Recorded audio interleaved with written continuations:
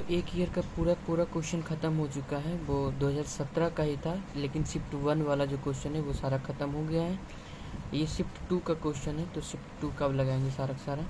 तो वहीं से स्टार्ट करेंगे हम। क्वेश्चन नंबर जो हमारा 3rd था, यानी तीसरा से हमेशा स्टार्ट कर रहे हैं, क्योंकि तीसरा से ही सेक्शन 2 में सारा क्वेश्चन आ रहा है। तो तीसरा में वैसे तो थ्योरम वाला पार्ट है, आधा पार्ट थ्योरम वाला है और आधा पार्ट में ये क्वेश्चन का पार्ट है। तो क्वेश्चन का पार्ट वैसे देख लेते, थ्योरम वाला तो आप बुकलेट से भी देख लेना। इसमें क्या था कि ए एन दिया हुआ था -1 पे पावर n। इसमें बोला ये गया था, क्वेश्चन पहले हम समझा देते हैं। Define a convergent sequence and a bounded sequence so that the sequence a n is defined by a n, जबकि दिया हुआ था -1 पे power n for all belongs to n natural number होना चाहिए था, is bounded but not convergent.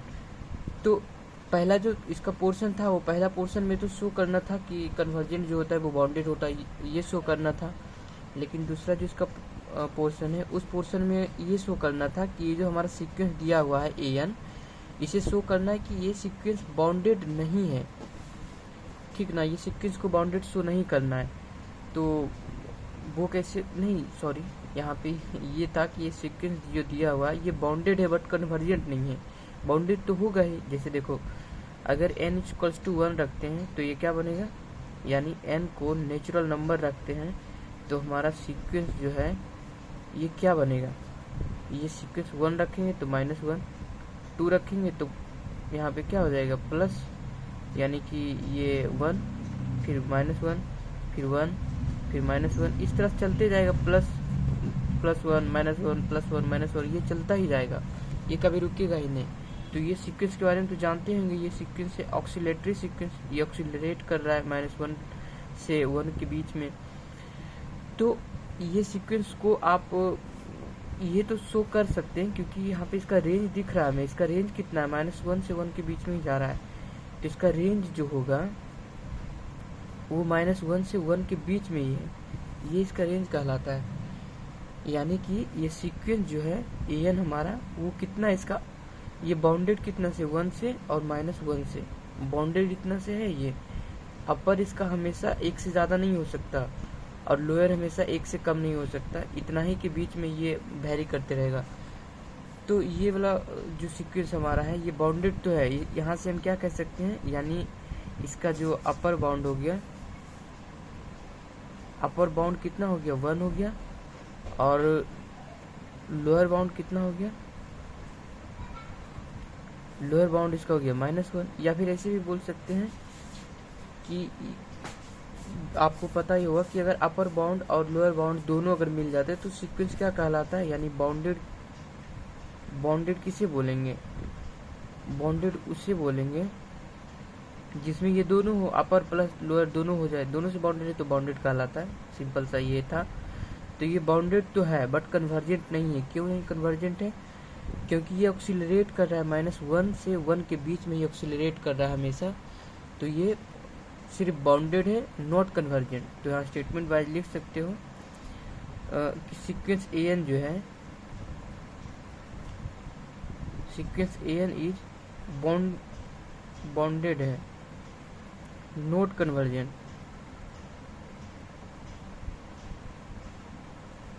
Because क्या हो रहा है कि ये जो सीक्वेंस है ऑक्सीलरेट कर रहा है, क्योंकि ये ये पूरा जो सीक्वेंस था हमारा -1 और 1 के बीच में ऑक्सीलरेट ही कर रहा था। तो इस कारण से ये कन्वर्जेंट नहीं कहलाएगा, कन्वर्जेंट तो नहीं होगा, बस ये बाउंडेड तो है, बस ये लिखना था इसमें।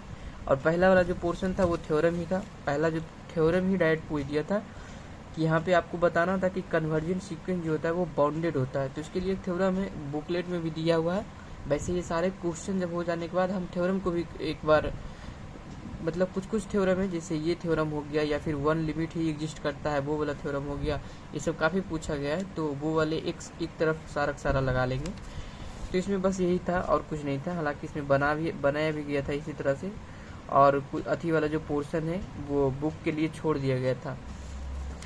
तो अब अगला क्वेश्चन हम लोग देखते हैं। वैसे ये क्वेश्चन में कोई जान तो था नहीं, बस थ्योरम को छोड़ के। तो अगला क्वेश्चन बहुत अच्छा क्वेश्चन है, ये क्वेश्चन B नंबर वाला क्वेश्चन है, और इस टाइप का क्वेश्चन हम आपको पहले भी बता चुके हैं। तो इसमें करना क्या था कि शो करना था, हम क्वेश्चन को भी लिख दे रहे हैं, so that the sequence a n यहाँ डिफाइंड बाय A1 हमारा टर्म दिया हुआ था 1 और an प्लस 1 जो है ये दिया हुआ था 2 plus an for all n greater than equal to 1, मतलब नेचुरल नंबर को लेना है n में। ये देखो दिया हुआ था सारा सारा ये डेटा हमारा, और ये पूछा गया था is bounded and monotonic also find इतना, मतलब इसमें से हमें पूछा गया है कि क्या ये सीक्वेंस जो इसका बनेगा वो बाउंडेड है।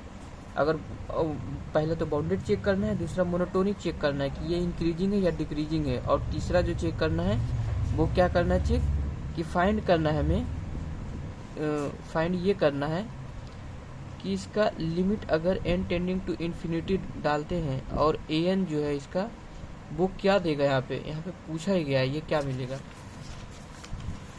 तो क्वेश्चन आप लोग एक बार देख लिए होंगे, क्वेश्चन हमारा ये था। तो इस क्वेश्चन को सॉल्व करने के लिए बताए थे पिछला वीडियो में ही, इसको कैसे किस तरह सॉल्व करेंगे, हालांकि इसमें भी बता दे रहे हैं। तो देखो जैसे इसमें क्या था, A1 हमारा दिया हुआ था 1, ठीक है। अब हम निकाल के देखते हैं कि ये सीक्वेंस आखिर में बढ़ते जा रहा था या घटते जा रहा था, वो हम चेक करना चाहते हैं रफली। तो देखते हैं n की जगह पे अगर 1 रखते हैं तो A2 मिल जाएगा हमारा, यहाँ 1 रखते हैं तो A2, और यहाँ पे भी 1 हो जाएगा। तो ये बनेगा क्या, यहाँ बनेगा √2 प्लस A1 बन जाएगा, और A1 बराबर 1 है तो 1 यहाँ पुट कर देंगे तो ये क्या बन जाएगा, ये बन जाएगा √3। उसी तरह से अब क्या करेंगे, A3 निकाल लेते हैं, यानी यहाँ पर 2 पुट करेंगे तो यहाँ भी 2 पुट करना पड़ेगा। तो ये क्या बन जाएगा √2 प्लस A2, और 2 बराबर हमको पता ही है कि A2 कितना है, √3 है, यहाँ पे √3 डाल देंगे तो ये क्या बन जाएगा √2 प्लस √3, ये बन गया। तो आप ये देख रहे होंगे कि पहला टर्म तो 1 था, दूसरा टर्म √3 जो कि 1 से बड़ा है, तीसरा टर्म और बड़ा आ गया, यानी A1 से बड़ा कौन है, A2 है, A2 से बड़ा A3 है, डॉट डॉट डॉट बढ़ते जा रहा है, यानी ये सीक्वेंस जो है वो इंक्रीजिंग होते जा रहा है। तो हम यहाँ से क्या कह सकते हैं कि an जो है वो ग्रेटर देन an प्लस 1, यानी लास्ट टर्म बड़ा है, ये कह सकते हैं हम। तो आप तो ये रफली देखें ना, तो इसको आप दिखाना होता है एग्जामिनेशन में। तो इसको दिखाने के लिए हम PMI मेथड यूज करते हैं। PMI मेथड ये क्या होता है, ये प्रिंसिपल ऑफ मैथमेटिक्स इंडक्शन, इससे मतलब आसानी से सॉल्व हो जाता है क्वेश्चन को। इस तरह के अगर क्वेश्चन को प्रूव करना होता है तो इसमें ये करना होता है कि जैसे कि हम तो ये देख ही लिए कि सीक्वेंस बढ़ते जा रहा है, तो उसको दिखाना है तो क्या करेंगे कि एक ट्रू मान लेते हैं फॉर एक कि an जो है वो ग्रेटर देन an प्लस 1, एक मिनट, हाँ ये ट्रू मान लेते हैं फॉर ट्रू। ये ट्रू वैसे तो है, हम तो जान रहे हैं कि ये ट्रू ही है, लेकिन बस मान लें कि ये ट्रू है सम कंडीशन के लिए, क्योंकि हमें प्रूव करना है आगे चल के, इसलिए कि इसको हमें यूज करना पड़ेगा। तो इससे हम मान लिए थे कि ये ट्रू है, तो अब इससे हमें ये ले आना है, इस कंडीशन में ले आना है। तो वो कैसे करेंगे, जैसे देखो यहाँ पे an प्लस 1 में क्या है, √2 प्लस an है, तो उसी तरह से हम यहाँ पे भी करेंगे। तो यानी कि सबसे पहले क्या दिख रहे हैं हमें कि an अकेला है, प्लस 2 उसमें लगा हुआ है, तो उस an को बनाने के लिए हम क्या करेंगे कि दोनों तरफ +2 लगा देते हैं, इधर भी +2 लगा देते हैं, यहाँ से करते हैं +2 लगा दिए और an लिख दिए ग्रेटर देन, यहाँ भी +2, क्योंकि दोनों साइड जो भी करना हुआ था दोनों करेंगे an प्लस 1। अब देखो कि दोनों साइड अगर रूट ले लेते हैं, both side root, side square root ले लेते हैं अगर, तो क्या बनेगा हमारा, दोनों साइड रूट लेंगे तो √2 प्लस an बन जाएगा, ये ग्रेटर देन तो रहेगा ही, इधर भी √ लग जाएगा, यानी 2 प्लस an प्लस 1 लग जाएगा। अब देखो इससे हम क्या प्रूफ हमारा हो गया कि 2 प्लस an देखो ये वाला है, यानी इससे क्या है बड़ा, जो इससे भी ज़्यादा बड़ा हो रहा है an प्लस 1 वाला, यानी इससे हम प्रूव कर चुके हैं कि अगला टर्म जो है वो बड़ा है, यही तो प्रूव कर दिए। ये जो था कि an था, an से जो बड़ा होना चाहिए वो an प्लस 1, यानी अगला टर्म बड़ा होना चाहिए। तो भाई हम यहाँ पे प्रूव कर दिए कि ये अगला टर्म क्या है, ये बड़ा हो गया। तो इससे हमें क्या पता चला, इससे पता चला कि फंक्शन है वो मोनोटोनिक इंक्रीजिंग है, इंक्रीज ही तो करते जा रहा है। जैसे कि यहाँ पे बताए थे हम आपको A1 A2 A3 ये क्या बढ़ते जा रहा है, ये इंक्रीजिंग है, ये इंक्रीज कर रहा है। तो उस इंक्रीज को यहाँ पर रफ में था, यहाँ पे हम शो कर दें कि हाँ सच में इंक्रीज कर रहा है, क्योंकि इसका n टर्म से ज़्यादा बड़ा है n+1 टर्म। तो यहाँ पे क्या इसको लिख देंगे कि सीक्वेंस जो हमारा था an वो क्या था, मोनोटोनिक इंक्रीजिंग है। इसको लिख लेना सबको लैंग्वेज फॉर्म में, बस समझा दे रहे हैं। ये सीक्वेंस क्या है, इंक्रीजिंग है, ये शो कर दिए, यानी पहला हम शो कर चुके हैं ये इंक्रीजिंग है। अब दूसरा शो करना है हमें कि ये बाउंडेड भी है। तो वही कंडीशन लेके चलते हैं जिसको ट्रू माने थे कि an ग्रेटर देन a और n+1, ये कंडीशन तो सही था, तो इसे मान ही सकते हैं। अब इसे हम क्या करेंगे, बाउंडेड शो करेंगे। तो an को तो an ही लिखते हैं, ठीक, an और an+1 इसका वैल्यू कितना दिया हुआ है, देखो an+1 का वैल्यू दिया हुआ है √2 + an दिया हुआ है। तो उसको यहाँ पर डायरेक्ट पुट कर देंगे, ये क्या हो गया 2 + an, ये तो इतना ही लिखा हुआ था। अब क्या करेंगे कि दोनों साइड स्क्वायर कर देते ताकि रूट खत्म हो जाए। तो an इसका स्क्वायर हो गया ग्रेटर देन, यहाँ पे 2 + an हो जाएगा, ये बन गया। अब इसको इधर ले आते हैं, यानी an का स्क्वायर माइनस ऑफ कितना हो गया यहाँ पे, अगर इसको भी इधर माइनस कर देंगे तो ये हो गया an और -2 ग्रेटर देन 0, ये बन गया हमारा।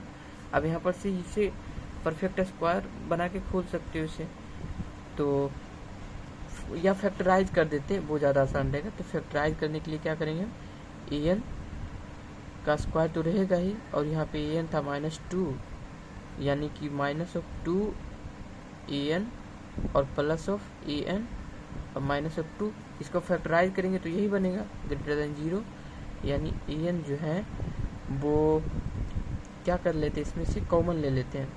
an कॉमन अगर ले लेंगे तो यहाँ क्या बचेगा, यहाँ बचेगा an, यहाँ पे बचेगा -2। यहाँ से भी अगर an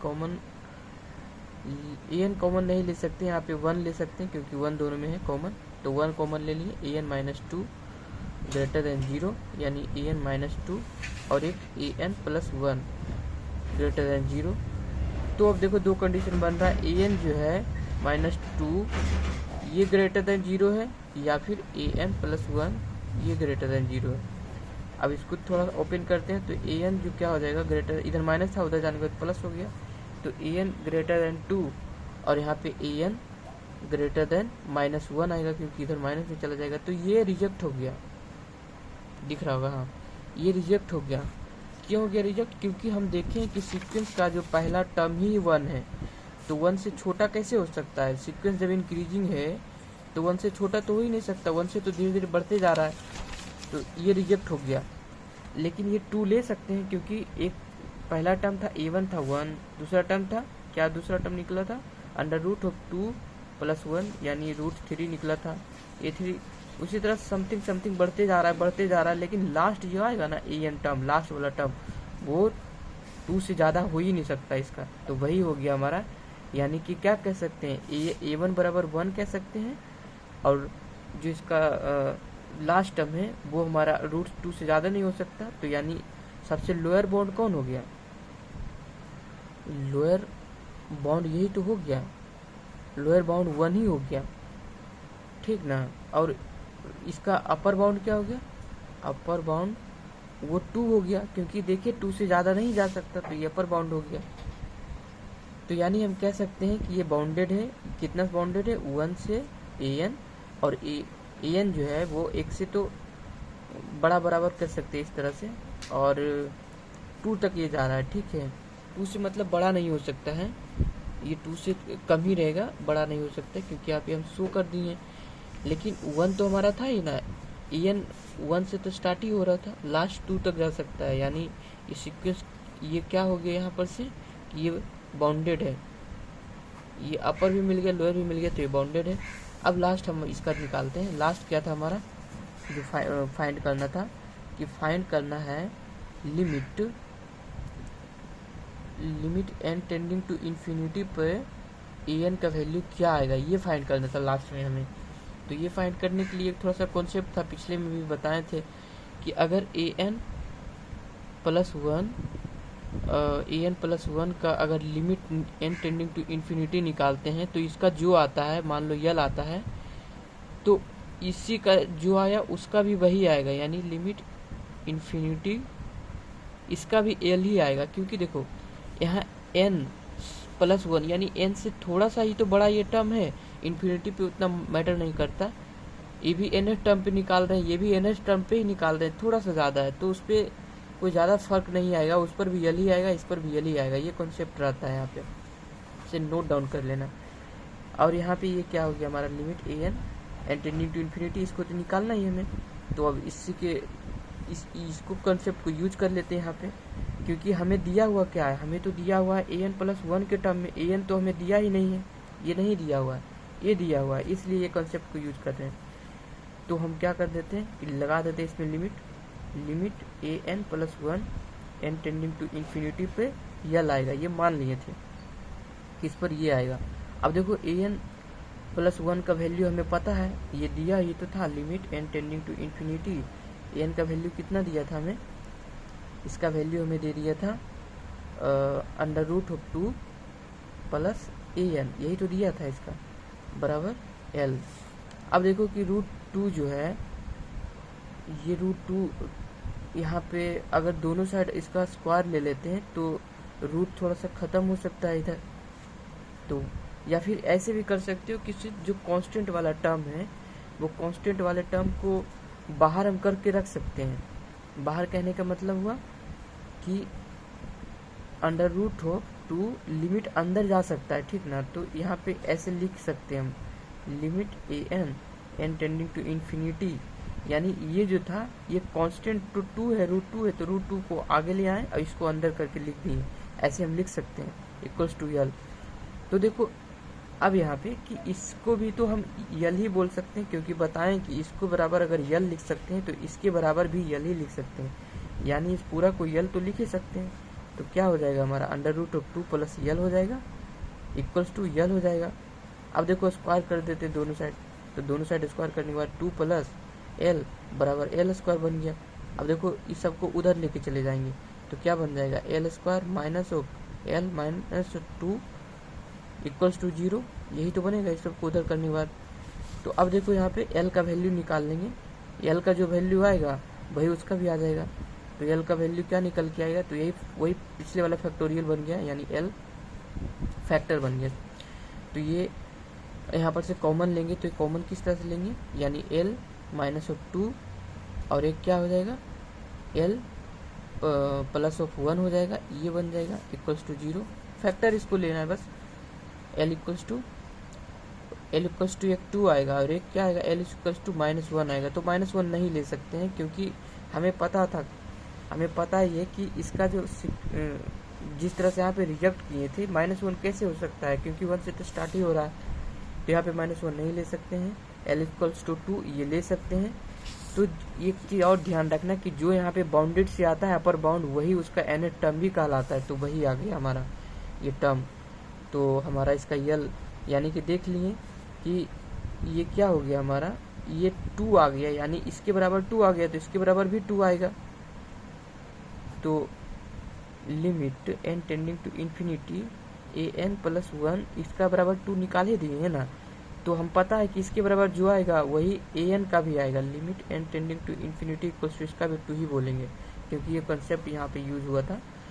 तो बस यही था, इसका आंसर सारा निकल गया। आई होप समझ गए आप लोग सब।